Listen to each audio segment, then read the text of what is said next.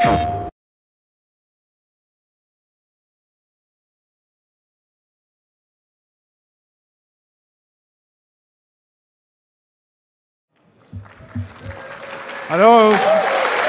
Thank you.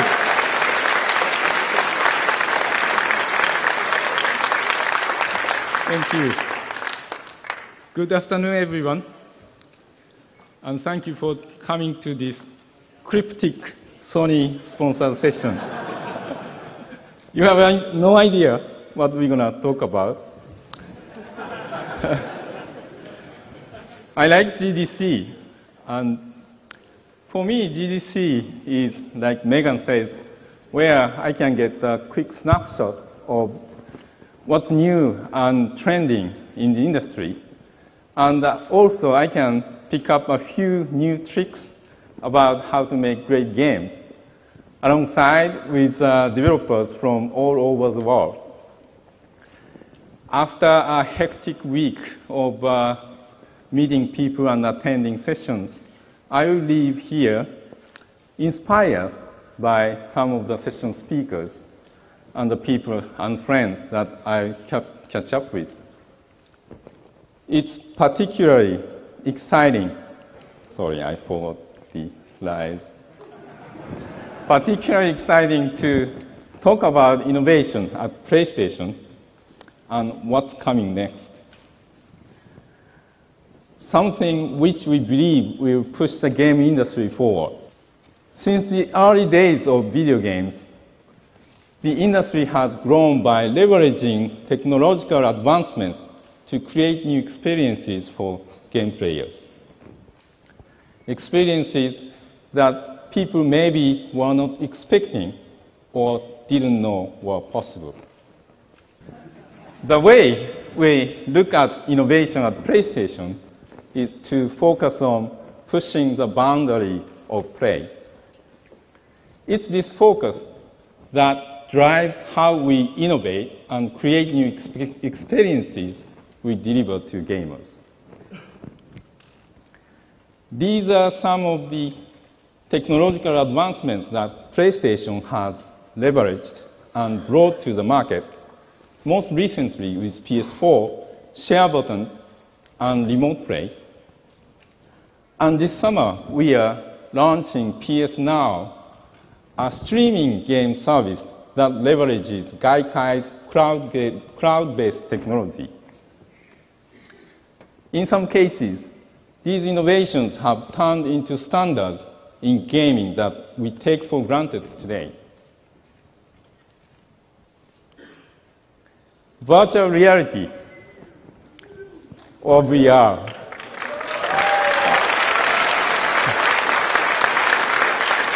You knew this was coming, right? It's the next innovation from PlayStation that may well shape the future of games. Let me start first with how we arrived here, our road to VR. Making games immersive has always been one of the goals of game creators. Game developers have used and experimented with technologies like 3D graphics, first-person view camera, HD resolution, realistic physics, motion capture, motion input, and augmented reality. All of these have contributed to creating immersion in games. The feeling that you, as a player, are so engrossed within the world that the developer has created, you forget that you are actually playing a game. But nothing elevates the level of immersion better than VR. And it goes one step further from immersion to deliver presence.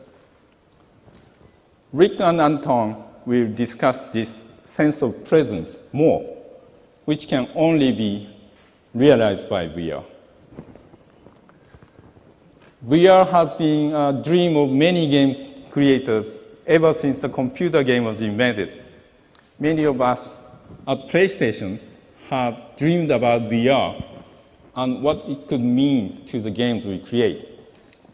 As soon as our developers got their hands on the most accurate consumer-level 3D input device, these guys, PS Move, they started experimenting with VR. These are photos of me trying handmade VR headsets put together by Santa Monica Studios people sitting somewhere here. The left-hand side photo was taken back in fall 2010. They duct taped PS Move controller on a low-res viewer called Headplay. The right one was in March 2011. They used Sony's HMZ personal 3D viewer, which had a higher resolution.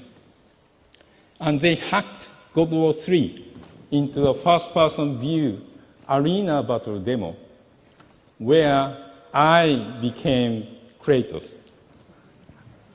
And here's a short video of that demo.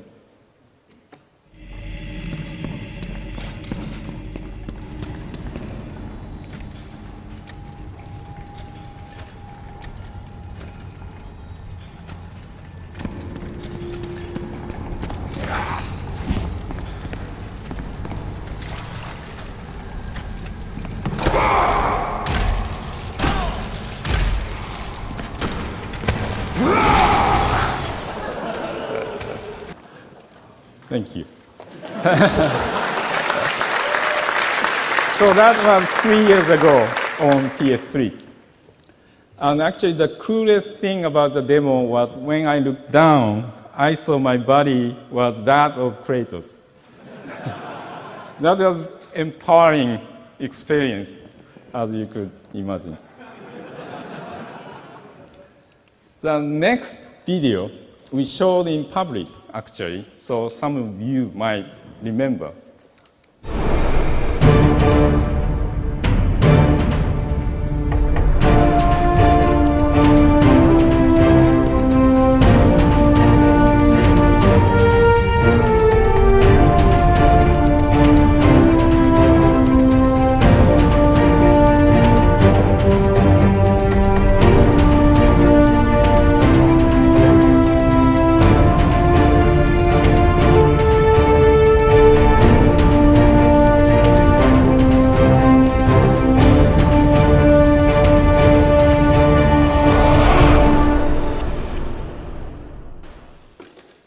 We released this video as a promotion for the PSN title Datura in March 2012.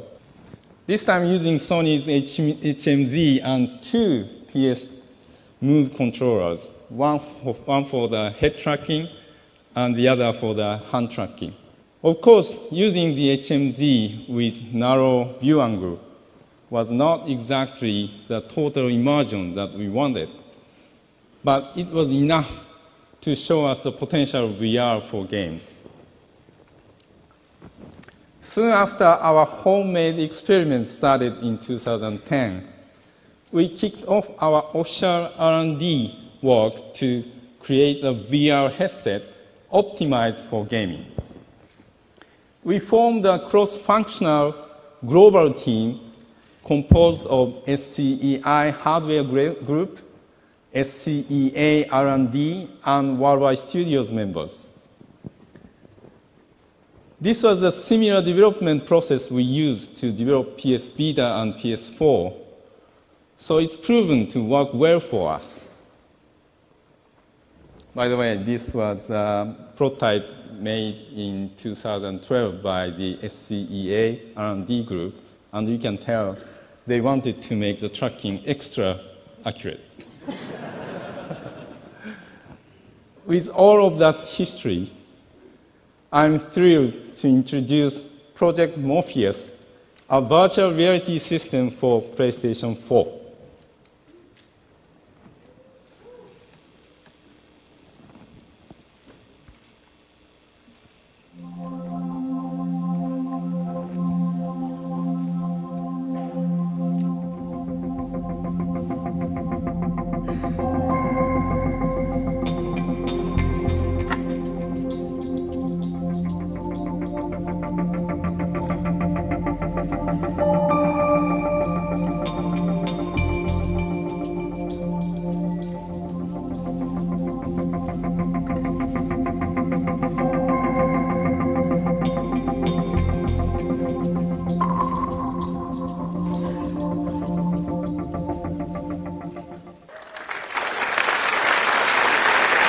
Thank you.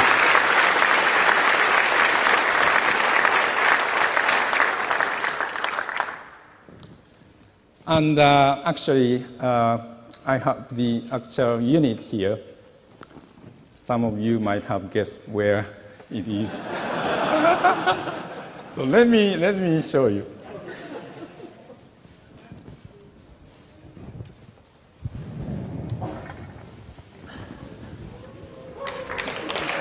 Ta-da!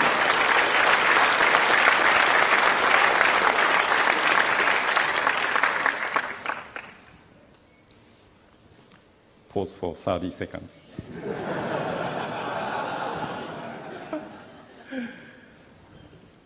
This is the culmination of our work over the last 3+ years to realize a vision of VR for games and to push the boundaries of play.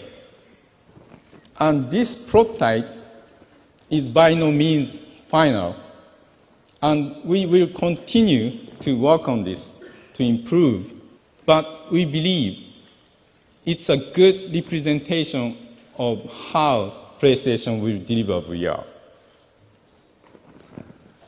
We are very excited to have you try this in our booth starting tomorrow. Yes. And for you to give us feedback. This prototype also serves as the first development kit for PS4 developers who are as excited and enthusiastic about this space as us.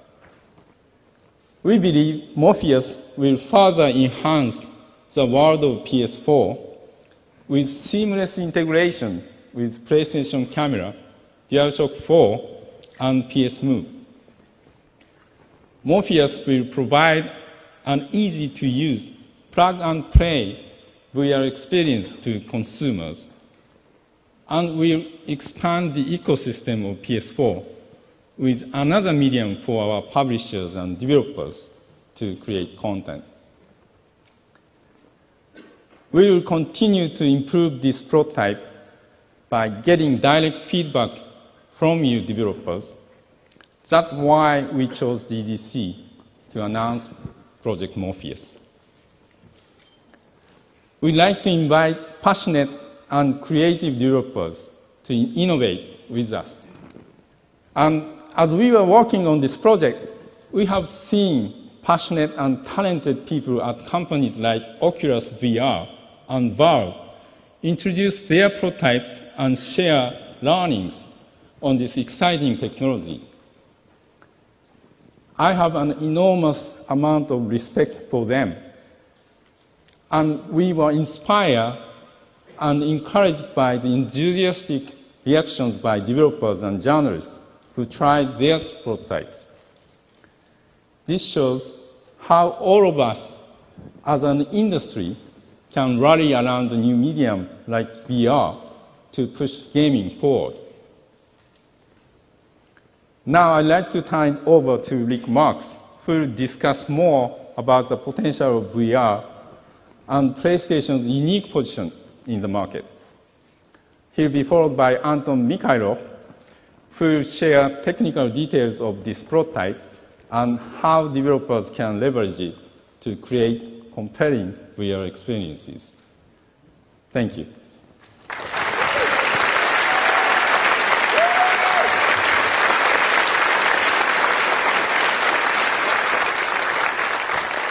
Thanks, Shu. Actually, one of my favorite things about working at PlayStation is getting to work with someone as passionate about gaming as Shu. So, it's also been really great to be part of this project from the very beginning. SCEA R&D has been rare, and it's really, truly a global project working with guys from Europe and Japan. It's really a great part of my job. And so, let me grab my clicker here. So I'm going to talk to you a little bit more about VR and what makes it special. The thing that makes VR special really is this feeling of being in another physical place. That place could be a realistic place, it could be a fantastic place. Both work, but it's really that feeling of being somewhere else. And there's no way to explain it to you that will make sense, but it's that feeling of presence that Shu already mentioned. It's really very compelling, and you have to experience it to understand what I mean. So I'm not going to talk about it too much more, but how well we can make the technology that lets us achieve that presence is really going to dictate how well VR gets adopted by a large audience. So for me, I'm actually not a person who all his life has been trying to achieve VR. For me, actually, when I first experienced presence is when I switched from being a supporter of VR to a huge advocate of VR. So actually, I've had a big shift in my belief just by getting to feel it firsthand. Well, just like any new technology, there's an S-curve for it. And VR has been on this flat first part of the S for a long time. The trick with the S-curve is to know where you are. Now, we're just reaching this inflection point, the really exciting place on the S-curve, where advances in the quantitative technology can really make a huge qualitative leap in the experience you get out of it. So I actually, as a technologist, I feel super lucky to be part of this time, this period when this is happening. Because presence is disruptive. I mean, it's really that compelling. It's going to become pervasive. It's going to become the preferred medium for all sorts of applications, not just games. I mean, it'll be awesome for games, but it'll go beyond games. Letting people feel like they're present somewhere else, it's going to impact all sorts of other kinds of entertainment and even non-entertainment applications. Just for example, actually I've been working on something with a joint project with NASA and JPL, and they're actually here today. And we have really, I mean, the reason we're doing it is because it's super cool just to work with NASA, but, but also the reason is we have two kind of main goals. The first one is they're already trying to use VR to do immersive science. And so we'd love to make hardware that's good enough for them to be able to do that. They're like a sounding board for us. If they can use it for that, then we're good. Secondly, we would like to create new experiences for our PlayStation owners so that when NASA gets to a new place, everyone who owns a PlayStation can feel like they're there exploring right along with them. And so one of the things that I worked on personally, in this whole week we had the guys from JPL up working on it, is a Mars demo where you feel like you're actually standing on Mars, the surface of Mars. We have the real data captured by the Curiosity rover, and we have the real model of the rover that's kind of driving along next to you. VR is going to be pervasive, and what I mean by that is it's going to be all sorts of things you'd never think it would be used for. Maybe even something as simple and mundane as like you want to pick out a hotel room for your next trip. Just imagine just picking up your VR headset, put it on, and you're standing in the lobby of that hotel and you make a decision. Am I going to stay here or not? That's the kind of use you might get. And there's already projects like the Google Tango project, which is, to capture data like that you would need to create that kind of environment automatically. It'll be a few years before we can automate that process, but that's where we're going. So there's this awesome, awesome vision, that we have of how important VR is going to be. How do we get there? Well, we've identified these 6 main areas. I mean, presence is hard. Presence is hard to achieve. That's why it hasn't happened in so long. But I think if we can nail these 6 areas, VR will be able to be a mass market industry. So the first 2, sight and sound, are really, we need to deliver really rich experience to our richest 2 senses. We need the whole world, virtual world, to respond in a natural way when you move your head around. We need to be able to interact with that world, reach out into it. And then we need to do all this in a very easy-to-use, approachable manner. And then, of course, finally, we need to have the right content for it that leverages the new medium properly. So let me go into these a little bit more detail to explain how we're doing some of these things. First of all, sight. Well, to achieve presence, we need a high-res, high frame rate, low persistence display. No problem. But actually, we need more than that, really. We need some specialized optics, too. I mean, we have this really small screen right in here, but we really want it to feel like this giant world that's surrounding you. So that takes some specialized optics.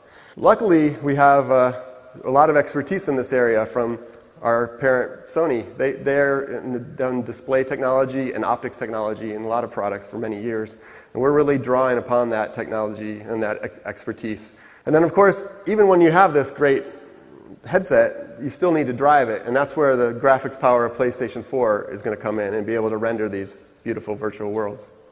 Equally important, actually, is sound. I mean, again, Sony has a long, long heritage of audio technology. We have, the Walkman, we have compact disc.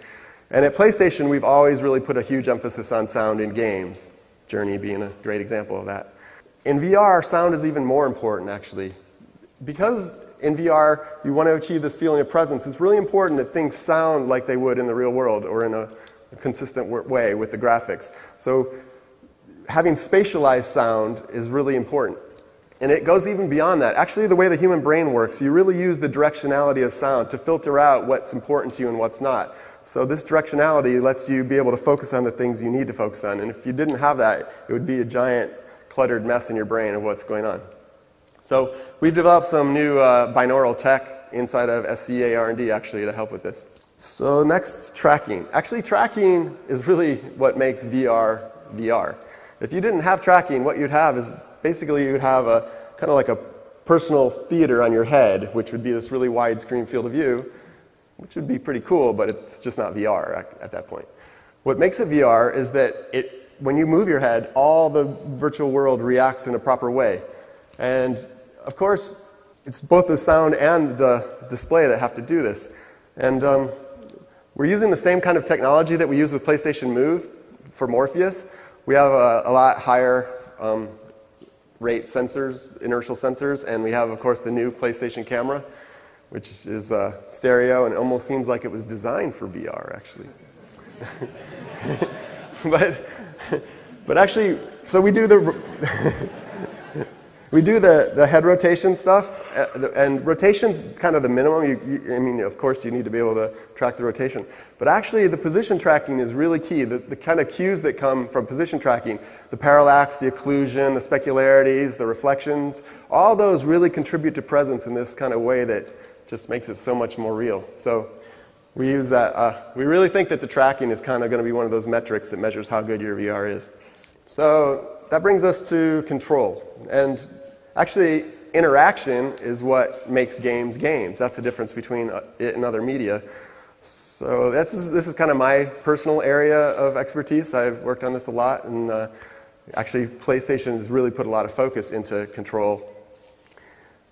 Actually, control in VR is a hard problem. There's going to be a lot of problems to solve down the road. Actually, I really like my job security right now because I think we're going to be working on this one for a while. But actually, PlayStation's in a great place as far as control goes. We have an awesome controller, which is DualShock 4, and it actually has sensors inside of it, and it has a light on the front, so it can be tracked by that same PlayStation camera as we use for Morpheus.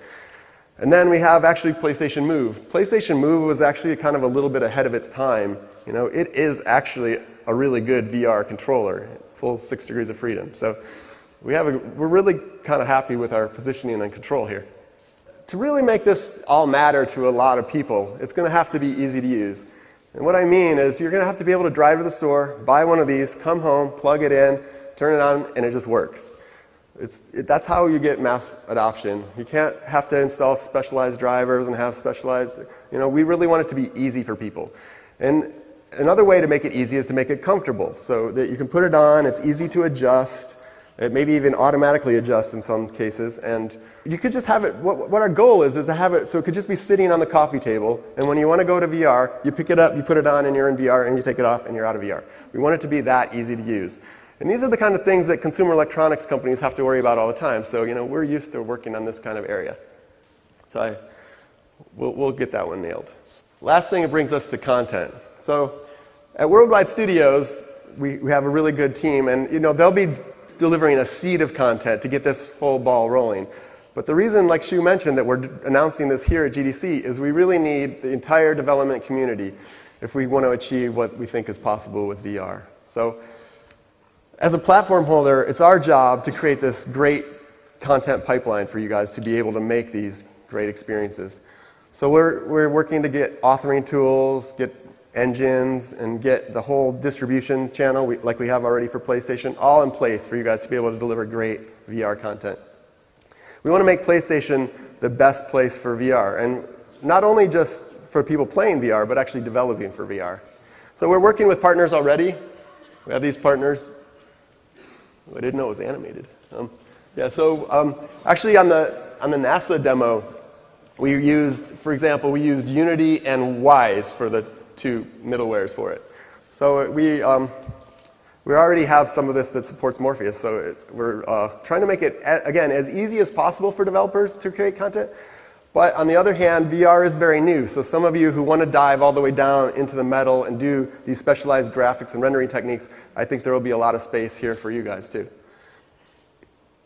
This is a great time. I mean, this is like the wild, wild west. I mean, this is when there's no rules right now. There's no killer genre that you have to support. This is kind of like a once in a career kind of situation. You know, how often do you get to define a new medium? That's what everyone who starts now can do. So it's really exciting. Actually, I'm going to now get to introduce Anton. He's going to talk to you a little bit more about some of the ideas for how you might create content. But thank you guys very much.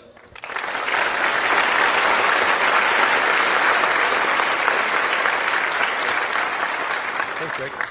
So my name is Anton Mikhailov. I work with Rick at US R&D. And today I'm going to talk to you, a bit about our long-term vision for Project Morpheus and also about our current diff kit in more detail.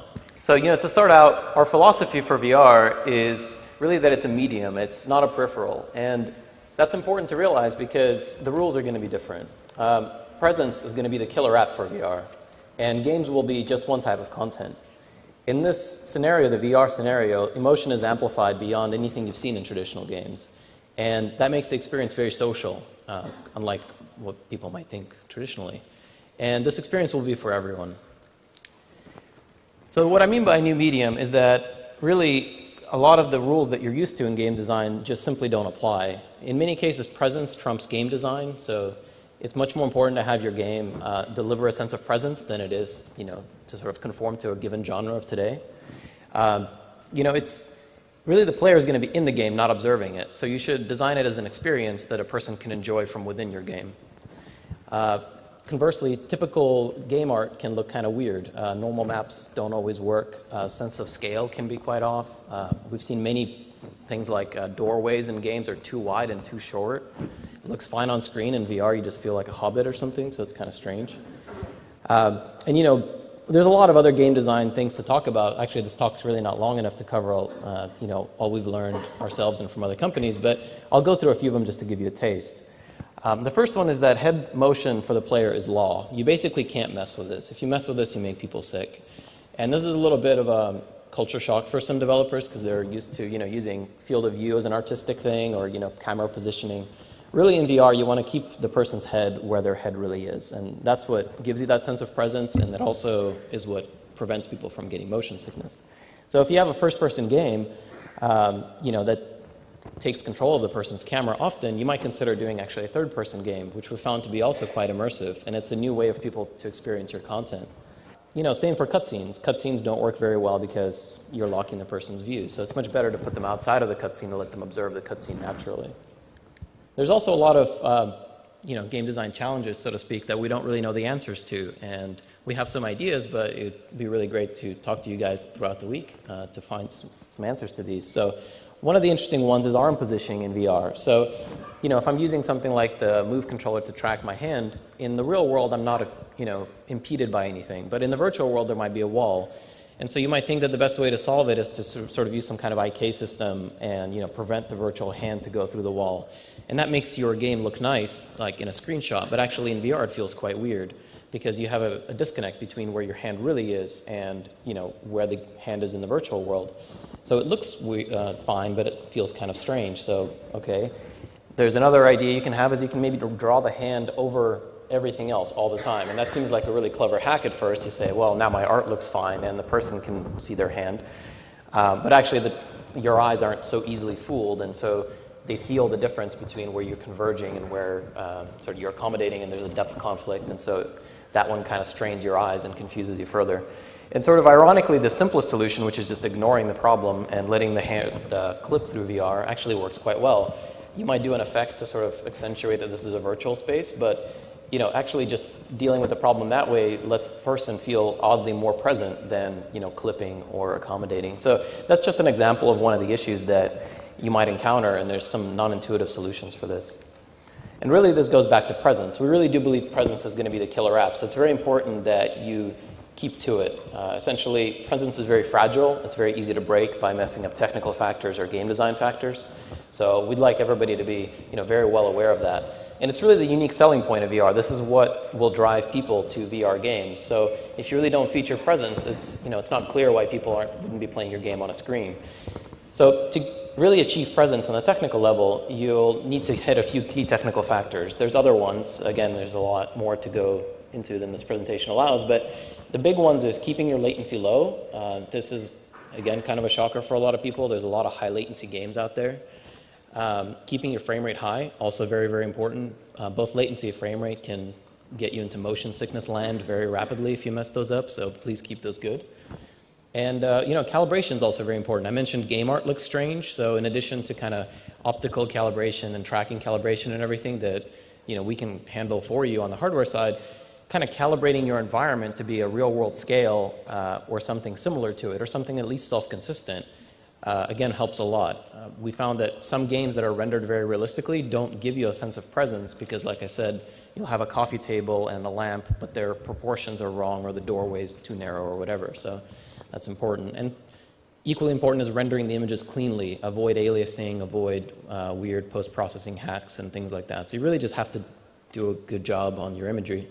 And the 3D audio will really seal the deal. Like Rick was saying, 3D audio really helps you put yourself into that world. And a lot of people leave the audio for last, but it's really quite important to design audio with VR kind of like at the same time. It really will help the sense of presence. It will amplify it. There's also other interesting ideas you can have for different game genres. So for driving, for example, contact points between your real hands and the virtual hands, like on the steering wheel, for example, will greatly increase the sense of presence, because not only do you see your hands, you see your hands matched up to a physical object and you feel that object.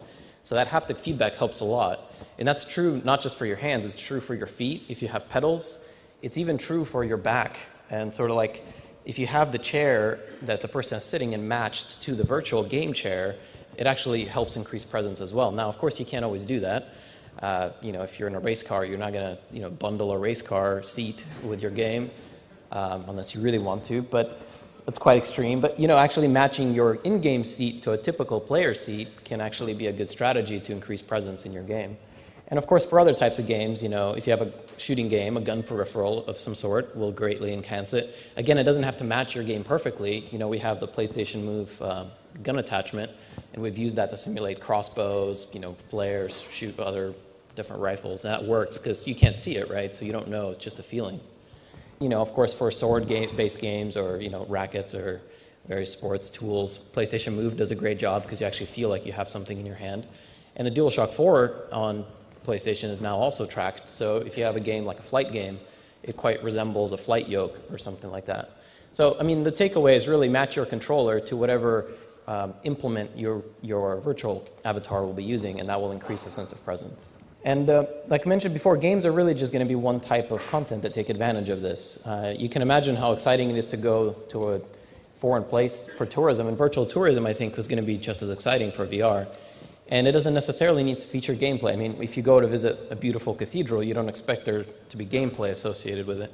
So in the same way, if you visit a beautiful place in VR, you don't necessarily need gameplay.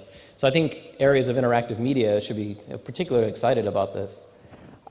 At the end of the day, though, games we still think are best in the sense of interaction providing you a grounding for the presence, and it gets you more involved into the game itself. So, and also at GDC, so we can't really say that that's not the best content. But also game worlds tend to be the most fantastic ones, right? So you can do real tourism in the real world, but you can only do virtual tourism inside virtual environments. So a lot of the fantastic environments you create can only be experienced by VR, and so that's quite exciting for us. And emotion in this space is really going to be amplified. So this is really above anything you would be able to experience in a traditional game, because you have complete sensory blockout. This is the same reason people go to a movie theater rather than watching certain movies at home.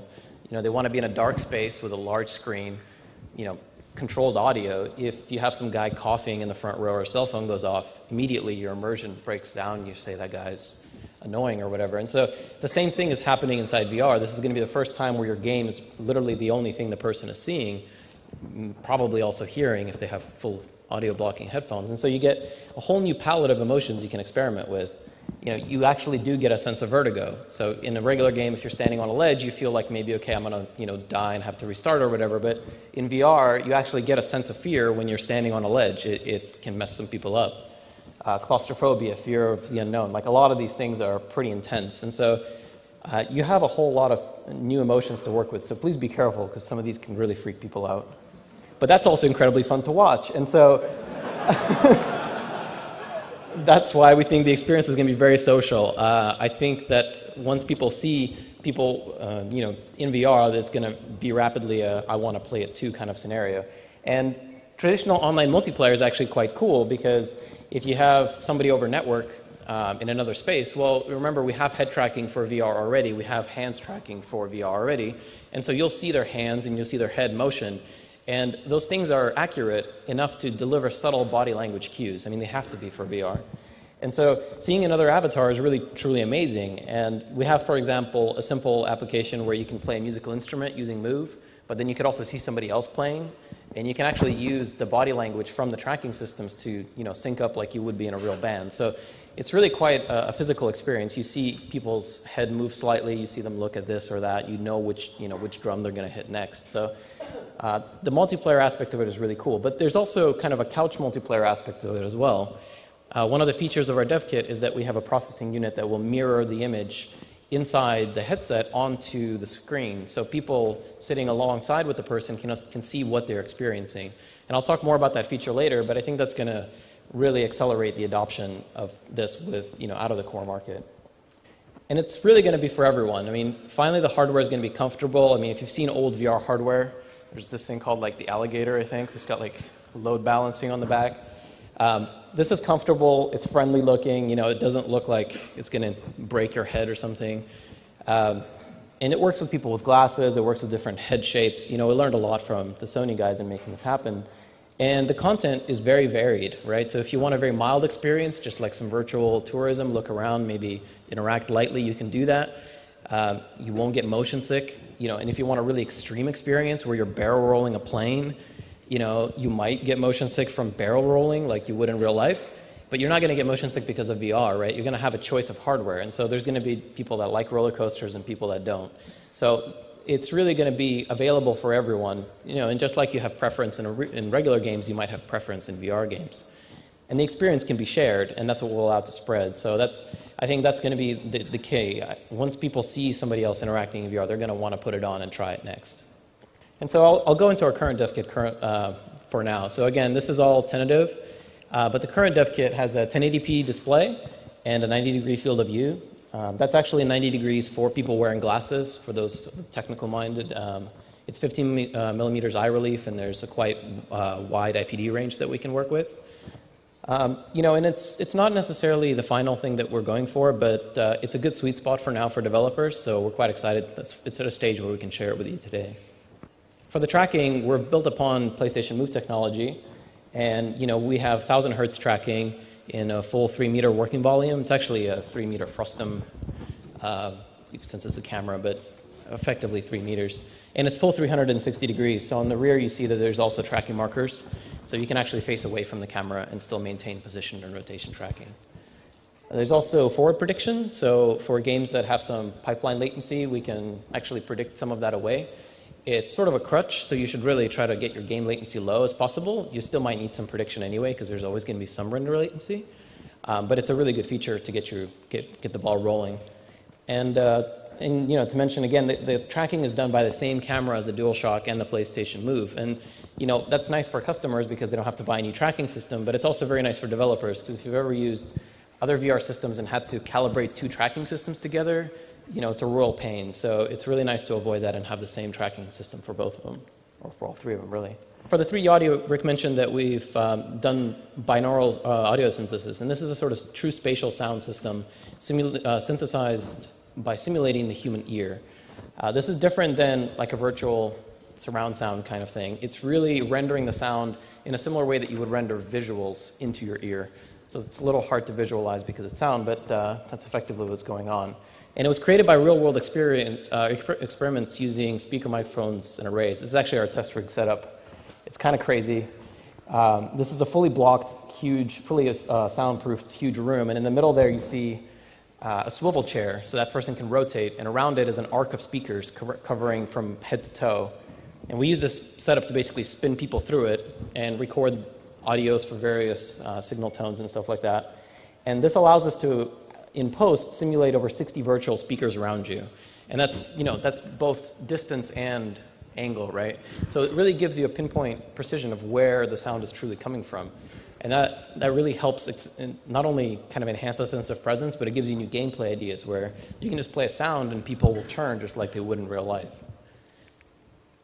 And for the ergonomics, we have quite a unique design. We learned a lot from, parent company Sony about consumer electronic head mount design, because they've been doing this for quite a while. But we've also, taken our learnings from PlayStation and gaming to adopt it as a gaming headset. And we've really optimized this for comfortable use over a long term. So we've kept the adjustability that you'd find in a commercial VR headset, but we've also added a lot of comfort to it. So like I said, it's adjustable. It actually supports 15 to 25 millimeter eye relief, again, just for this prototype. It's not necessarily final specs, but it's an open air design, so even though there's light blocking, there's lots of air coming through, and that avoids lens fogging, that avoids heating issues, keeps you cool, basically. And most of the weight is actually on your head, so there's no weight placed on the nose or the cheeks. And that allows you to basically keep the headset on for a while without having any pressure on your face, because that can be quite a discomfort. There's also an audio jack directly on the head unit, so that if you have headphones, you can plug directly into it. You don't have to stretch a cable all the way to the PlayStation, but of course you can use wireless headsets as well. And I mentioned the social screen feature earlier. We actually have a breakout box in between the head mount unit and the PlayStation 4. So that doesn't introduce any extra latency. It basically takes the signal and splits it off onto the main TV. And it creates an undistorted view of what the person is seeing inside the headset. So it's quite easy for people to understand what's going on. We found that it can be confusing if you show them the kind of standard binocular view that you would see. So it allows the people in the room to follow along with the person that's in VR. And what that does is it allows for very unique asymmetric gameplay. So, for example, I can be in VR while my friends could be sitting on the couch and say, I'm like the hero of the game. They can be playing the monsters because they can see what I see. So they can play against me, even though they don't have a headset on. They're on the couch, they're playing against me. And whoever takes me down, for example, gets to use the headset next, and they become the next hero, right? And so in that way, you can actually create a game where passing the headset along is, it's part of the game experience, and it's a very social thing. And that's a big thing, because traditional view of VR from the media and stuff is a very solitary experience. And I think we could turn it into something, much more friendly for everyone. So, that's the overview of our dev kit, but like I said, the best way to try the dev kit is to try our demos. We're going to have different demos every day, but this is an overview of the demos that we'll have for you this week. And the first one is the Deep from London Studio, from Worldwide Studios. And in this demo, you'll descend in a diving cage into the ocean depths and encounter some of the deadliest predators. We also have the Castle demo from US R&D. And this demo focuses on PlayStation Move interactions. So you'll have a Move controller in each hand, and you can grab different objects. You'll be able to pick up a sword and bash a dummy with it, like mess with it, shoot it with a crossbow, chop arms off, and all sorts of interesting things. And there's a lot of Easter eggs in that one, so there, you can kind of keep playing with it. We are also very excited to be working with CCP to bring their Eve Valkyrie game. So you can be in line first.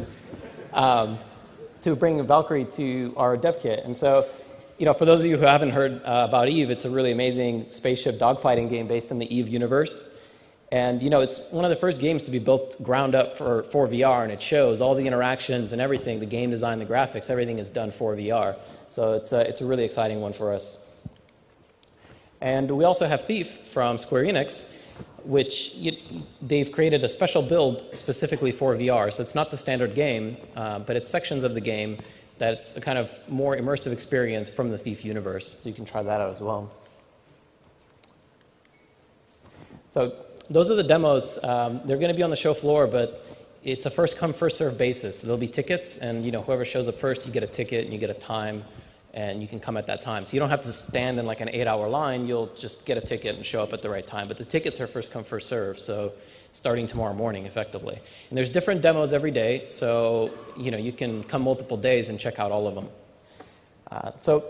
To close up, this has been a more than a 3-year journey for us. We're really excited to finally be showing it to you guys after all this time, but we're even more excited to see what you guys come up with. So thank you very much.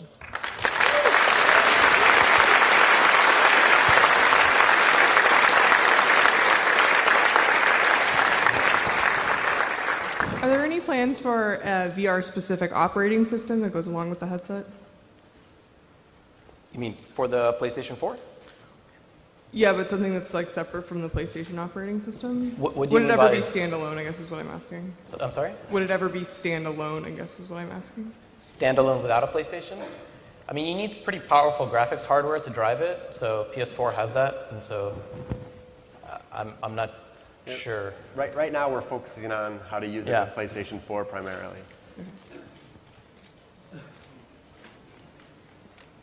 Hi.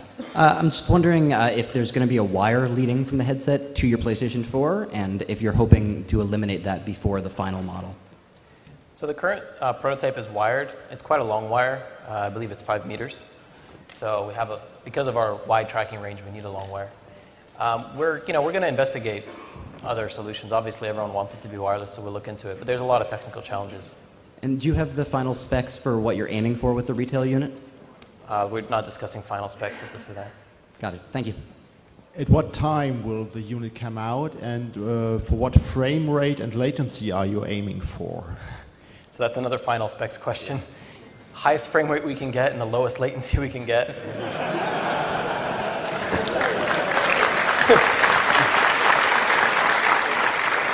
And coming out as soon as possible. Might as well add for as low as possible, too. Right, for as low as possible as well, yeah. Are you working with Oculus or other headset makers to synchronize your APIs or development environments for cross-platform development? I think for now it's only in spirit. I mean, we're all in very much the same boat. We're all trying to push VR forward. So I don't think there's any standardized APIs quite yet. But thank you. I just was curious. This is, of course, wonderful technology, and you're designing it for Sony PlayStation. Is this hardware something that would be applicable to other platforms like PC, for example? Well, our current focus is going to be on PlayStation, but again, that's not final spec. Let me rephrase the question. Your HMZ series was very popular amongst PC gamers because it had HDMI connectivity, and of course, it's not the same. Obviously, you're doing much more. Do you see this as something that could be connected to PC? Do you see a future where it could go beyond the console world? Well, I mean, as a technical person, it's HDMI, USB, blah blah blah. It's compatible, but we're not discussing product decisions today. Okay. So. You had mentioned passing the headset around from person to person at a couch. How many units are you shooting for a single PlayStation 4 using? Right now, it's a single HMU per PlayStation. Do you plan to use eye tracking from inside the device? We have research in my group that Eric Larson does related to eye tracking. So it's one of the areas we look at for general gaming. So we'll It's always technology we're aware of. Yeah. Do you chaps have mobile connectivity on your roadmap? I'm sorry, could you repeat that? Sorry, mobile connectivity for the headsets. You can plug into, let's say, a Sony phone or a Vita. That's, again, more of a product question. Technically speaking, though, it does take a considerable amount of horsepower to render a good VR experience. So. Thank you. Given the horsepower question, I'm curious what kind of virtual reality experiences, whether the virtual reality experiences rendered by the PlayStation 4 will be graphically less intensive than the games that are rendering it in 2D, because you have to split the amount of power among the two eyeballs. Actually, graphically less intensive is not the right word. They'll be very intensive graphically. You mean maybe less graphically rich? Yeah, I'm curious if there's any kind of reduction in overall graphical quality for the to be able to have it in 3 dimensions and have it visually, give you that sense of presence. Whether that's a trade-off or if that's something else. It's a different thing because the graphics are so rich because you're immersed. It's a different kind of feeling. So you need a different kind of graphics optimization to make the experience good. Tomorrow, you guys can see, I think that some of the graphics look very, very good. So. Yeah, I think you should try the demos and form an opinion. It seems like Project Morpheus seems to work in conjunction with the PS Move to enhance the user experience and actually have them feel like they're in the virtual world. So do you feel like the next step in the process of actually having like more immersive virtual reality would be to work on like haptic responses? I think haptics is another great sensory input that would further enhance presence, like Anton mentioned a little bit in his talk. Probably we're not currently working on any specialized VR haptic peripheral or anything like that, but I think we already have some rumble in our products, and down the road I definitely think haptics will be a big part of the peripherals that we will see for VR. I mean, it's kind of a generic answer, but... Thank you. Sure. So talking a little bit again about the challenges of rendering multiple screens, and that there's going to be some adapted view that's available for like the console TV for the people who are sitting in the room. To what degree is there ability to render something different there, both to potentially lie to the player in the experience or outside of it, or to just give an entirely different viewpoint on the same action or whatever? Is essentially a third screen rendering being taken into account for the technology? Well, we have the capability to render to companion devices using, PlayStation companion apps and stuff like that. So that's actually a really good way for people to interact, not necessarily even using the TV. The current dev kit mirrors what's seen inside there onto the TV. But yeah, for other gameplay possibilities, it's an exciting area of research. Hello. I was wondering, what do you guys see for applications for VR for school systems for like virtualization of like ancient Rome and stuff? I'm working on a virtual museum project with the Oculus Rift right now. I was wondering, where do you see this project being used in school systems at all, and like training simulations at all? Because I know you guys are primarily an entertainment company, but do you think it would go into like simulation market possibly for cheaper costs for schools because they have limited funds nowadays? Yeah, I mean, one of the great things about something being consumer electronics is it is, accessible to those kind of industries as well because it's affordable to them. There's work right now down at USC on using VR for, post-traumatic stress relief and things like that. So there's already those efforts are undergoing, and we hope that our hardware will be useful for those efforts too. Yeah. Currently, our experience with NASA has been very positive. Yeah. So, working with other schools or, other institutions, I think will be really exciting for us. All right, thank you. Congratulations, great, very exciting announcement. On the list of content creation and tool partners, there were several companies there that have been associated with 3D, stereo 3D, gaming and content creation, Autodesk and Crytek and DDD. Can you comment on the specific role you see 3D or stereo 3D playing together with your new Morpheus device? Maybe hopes, concerns, just general comments, please? By stereo 3D, you mean like video or audio? Oh, I'm sorry, video, yes. Video, okay. Yeah.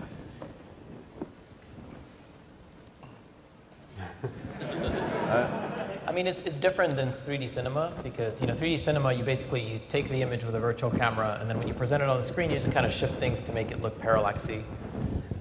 This is fundamentally different because we're actually rendering the correct view for each eye. So there's a lot of learnings from stereo 3D. They do try to calibrate things as well as they can and stuff like that. So, those partners have a lot of expertise in things like optics and all of that. But the experience is different than stereo 3D TV. It's not really the same thing. Yeah, you're rendering two views, but the way you consume that is just completely different. Yeah, but some of the tools will overlap. So some of those tools that help you render 3D, especially the authoring tools, will be useful for VR authoring. Thank you. Hello again. I'm wondering the significance of Project Morpheus as a name and which first-party Sony studios are making games for the headset. That's a shoe question. We decided on this name last week, so yeah, this could have been something totally different. It was chosen because Morpheus is the god of dreams, and so it's sort of supposed to evoke the feeling that it could be a dreamlike experience inside the headset. So not a Matrix reference then? Sure. And which first-party studios are making games for the headset? Sorry? Which first-party Sony studios are making games for the HMU? So Anton showed the screenshot of the Deep. It's done by London studio. London studio has a lot of experience, working on the, augmented reality and 3D input, and so that's one example. And the other studios are kind of experimenting. The number of units, are still limited right now, but we are able to produce more of this unit for all developers. So I'm expecting more studios to work on, something cool. Thank you. Have you let your kids try it, or any kids? If so, did they like it? Were they excited? And do you have any recommended age ranges you could release right now?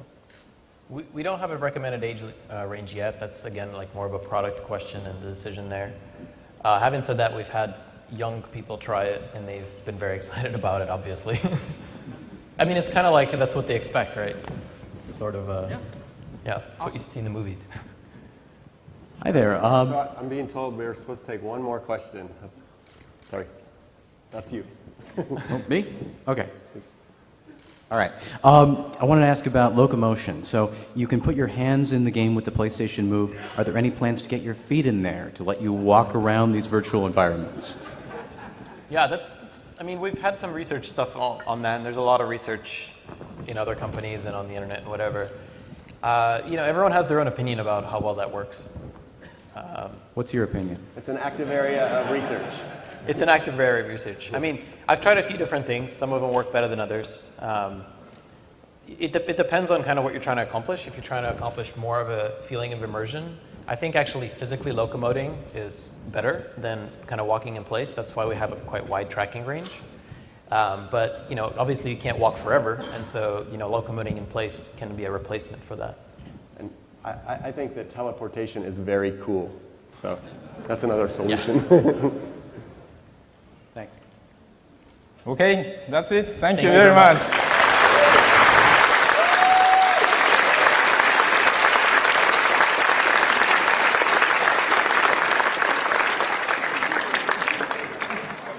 PlayStation